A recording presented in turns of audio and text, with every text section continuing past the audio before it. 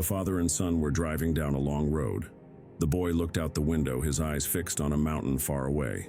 The son then turned to his father, curious, and asked, "Dad, how big is God?" The father smiled, glancing at the distant mountain, and said, "Well, son, it depends."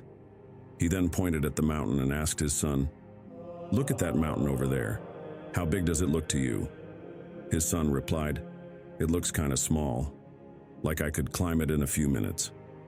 As they got closer, the mountain grew bigger and bigger, and the boy started to notice its towering size. The father then asked him again, "And now how big is it?" The boy, amazed, replied, "Whoa, it's huge. It didn't look this big before." The father then said, "Son, this is how it is with God. The farther away you are, the smaller he seems. When you barely think about him, when you keep your distance, he feels far away, almost unnoticeable. But when you get closer, when you seek him, when you trust him, when you truly walk with him, you begin to see how great, powerful, and overwhelming his presence really is. When life feels overwhelming, when problems seem bigger than you can handle, maybe it's not that your problems are too big. Maybe it's just that your view of God has become too small. The closer you live to God, the bigger he becomes in your life.